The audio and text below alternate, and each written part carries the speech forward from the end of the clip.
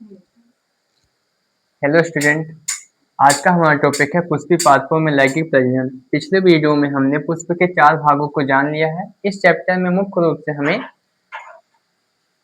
पुंकेसर के बारे में जानना है, तो हम आज पुंकेसर के बारे में जानेंगे। तो पुंकेसर क्या है पहले जानते हैं। पुंकेसर पुंकेसर क्या होता है। यह मादा जनन या पुंकेसर जो होता है, यह पुष्प का बहुत ही महत्वपूर्ण भाग होता है। पुष्प के एक भाग को हम क्या बोलेंगे। पुष्प के एक भाग को बोलेंगे पुष्प के एक भाग को पुष्प के एक भाग को स्टेमेन कहते हैं। ठीक है, स्टेमेन कहते हैं। ठीक है, हमारा पहला चैप्टर जो था पुष्पी पादपों में लैंगिक प्रजनन। पहले वीडियो में हमने ये बताया था कि पुष्प के 4 प्रकार होते हैं। इनमें मुख्य रूप से हमको पुंकेसर के बारे में पढ़ना है। ठीक है, तो पुंकेसर के एक भाग को स्टेमेन कहते हैं। इसके अंतर्गत क्या आता है। इसके अंतर्गत आता क्या है, परागकोश। परागकोश तो क्या है परागकोश।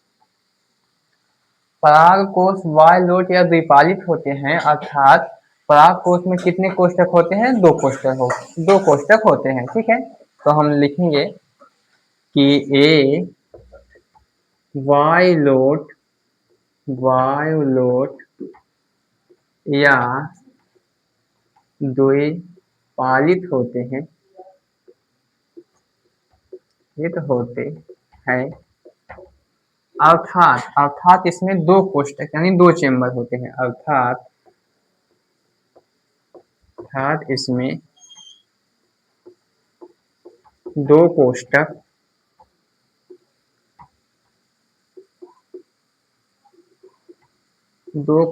या चेम्बर होते हैं। ठीक है, अब क्या हम देखेंगे कि परागकोश के एक भाग को काटने पर उसमें 4 भाग दिखाई देंगे। तो वो क्या हम लिखेंगे,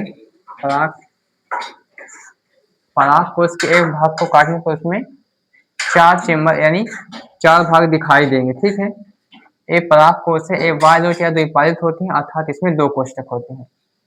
जैसे हम यहाँ इसको परागकोश के हम जब इसको ऐसे काटेंगे तो इसके जो अंदर होता है वो 4 भाग दिखाई देंगे, वही हम आपको बताने जा रहे हैं। ठीक है, परागकोश हो गया, इसमें 2 कोष्ठक होते हैं।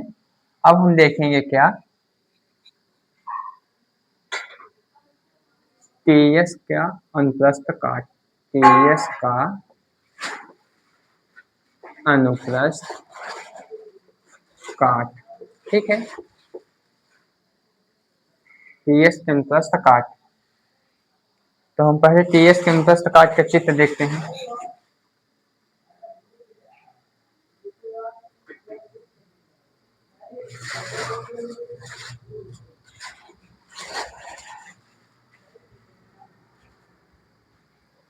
यह है टीएस के अनुप्रस्थ काट का चित्र, अच्छे से आपको समझाएंगे।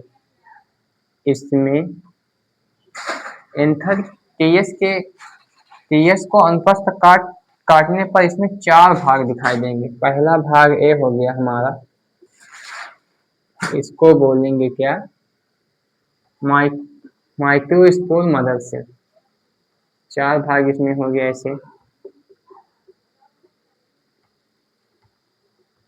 ठीक,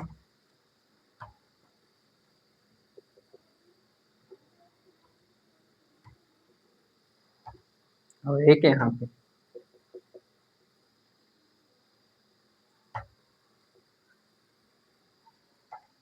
अब इसको अच्छे से बनाते हैं।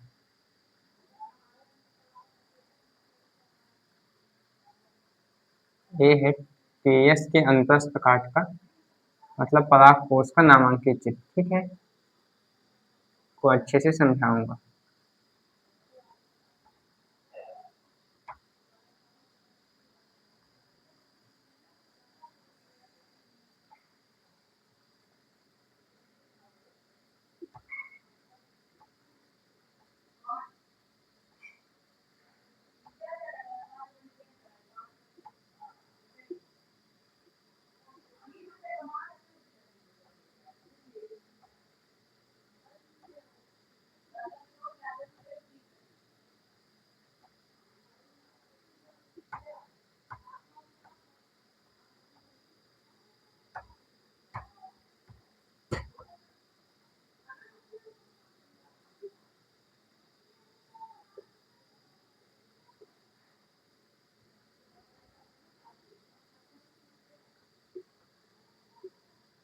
ये है टीएस का अनुप्रस्थ काट का चित्र। ठीक है,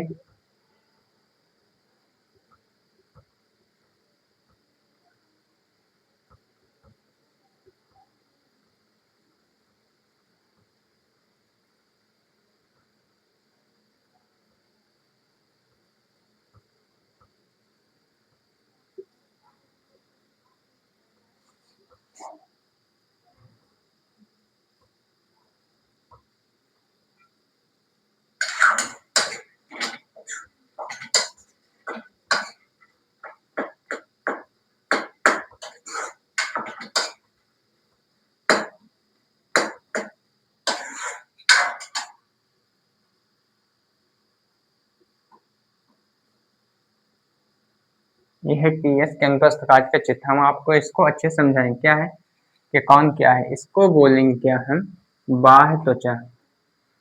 क्या बोलेंगे, बाह्य।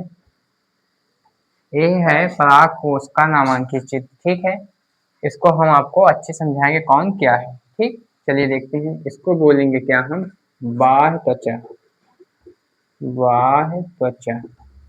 फिर इसके अंदर वाले भाग को क्या बोलेंगे, इंडोथेसियम। इंडोथेसियम।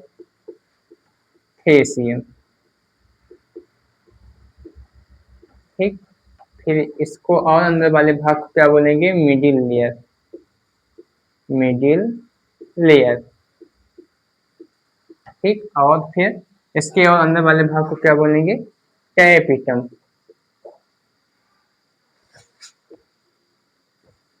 ठीक है, फिर क्या बोलेंगे, इसको बोलेंगे क्या, microspore mother cell. Microspore. Microspore mother cell. ठीक, और इसको बोलेंगे क्या, माइक्रोस्पोर। Micro microspore. ठीक है, एक बार आप अच्छे से देख लीजिए क्या है। ये है पराग कोश का नामांकित चित्र। इसको क्या बोलेंगे, पहले इसको बोलेंगे क्या हम, बाह्य त्वचा। ठीक, फिर इसको बोलेंगे क्या हम, इंडोथीसियम। फिर इसको क्या बोलेंगे हम, मिडिल लेयर बोलेंगे। और फिर इसको बोलेंगे क्या, टैपिटम। और इस वाले भाग को क्या बोलेंगे हम, इस वाले भाग को बोलेंगे माइक्रोस्पोर मदर सेल। और ए वाले भाग को क्या बोलेंगे हम, माइक्रोस्पोर्स। ठीक है, ए है पराग कोश का नामांकित चित्र, मतलब टीएस के अनुप्रस्थ काट। ठीक है, आप इसको स्क्रीनशॉट कर लीजिए, फिर मैं आगे पढ़ाता हूँ।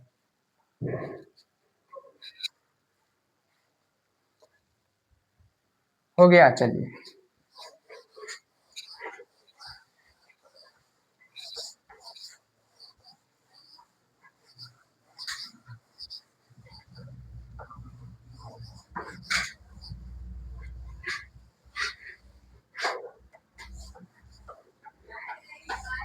इसके अंतर्गत हम इसके आगे क्या हम देखेंगे, इसके आगे हम देखेंगे टैपिटम के काज। क्या है, टैपिटम के काज, जो कि पेपर में पूछा जाता है। टैपिटम के काज। टैपिटम मुख्य रूप से पराग कणों क्या करता है, पोषण प्रदान करता है। और ये पराग कणों की बाहरी परत का निर्माण करता है, जिसका नाम होता है माइक्रोस्पोर मदर सेल। ठीक है, चलिए लिखते हैं। टैपिटम के कार्य, पहला कार्य क्या है, टैपिटम के कार्य, ये मुख्य रूप से पराग कणों को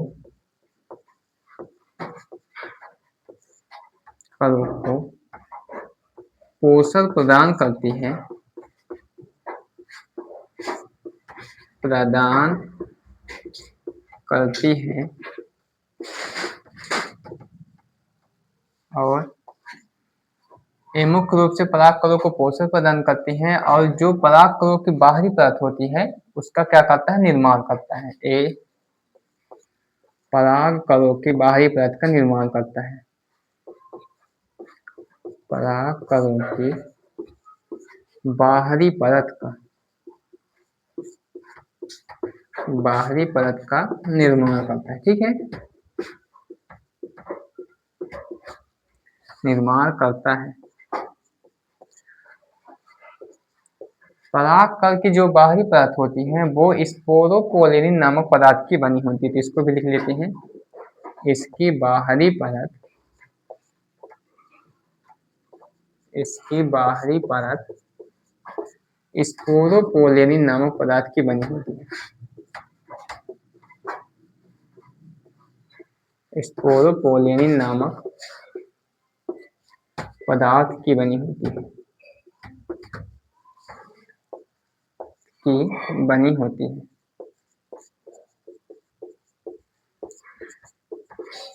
ठीक है।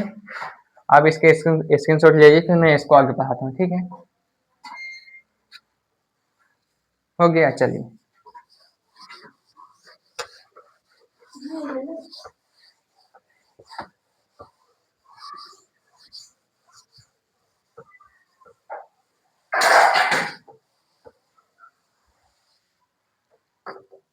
इसके आगे क्या देखेंगे हम? Cryo preservation. क्या देखेंगे?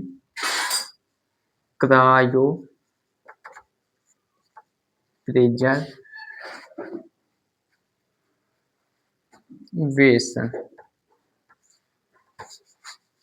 क्रायो प्रिजर्व, इसके अंतर्गत क्या हम देखें आगे?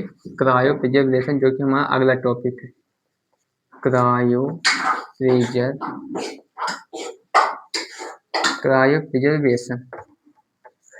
प्रिजर्वेशन क्या होता है कि जब हम किसी बीज को अधिक समय तक रखते हैं तो उसके लिए क्या करते हैं? क्रायो प्रिजर्वेशन को प्रयोग करते हैं। तो क्रायो प्रिजर्वेशन क्या होता है कि इसमें -196 सेंटीग्रेड तापमान होता है, जिसके कारण बीज या परागण को कई वर्षों तक स्टोर करके रखता है। क्या करता है? इसमें -196 सेंटीग्रेड तापमान होता है, जिसके कारण ये कई वर्षों तक बीज या परागण को स्टोर करके रखता है। ठीक है, तो चलिए हम इसकी परिभाषा लिखते हैं। क्या है? जब बीज परागण आदि को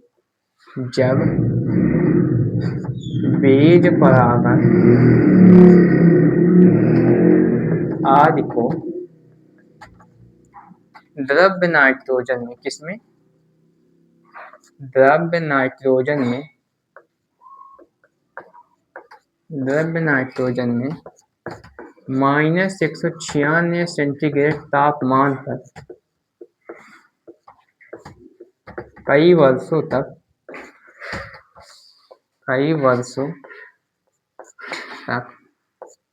स्टोर करके रखा जाता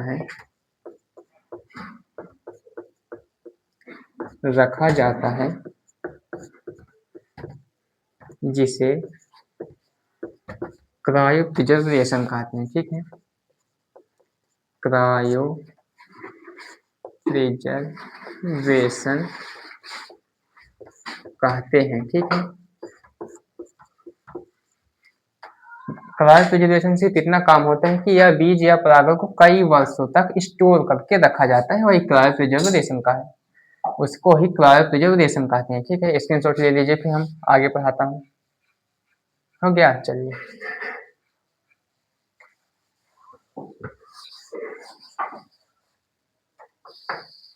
हमने पिछले वीडियो में बीजांडकाय यानी माइक्रोस्पोरजेनेसिस के बारे में पढ़ा दिया है। माइक्रोस्पोरजेनेसिस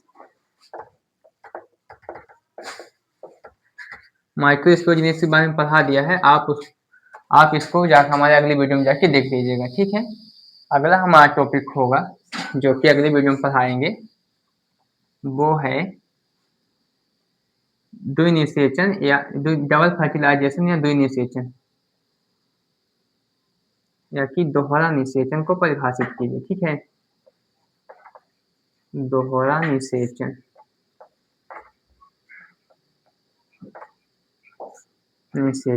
अगला हमारा टॉपिक यही रहेगा। ठीक है, मेरे प्यारे स्टूडेंट, वीडियो अच्छा लगा तो लाइक और सब्सक्राइब करिए।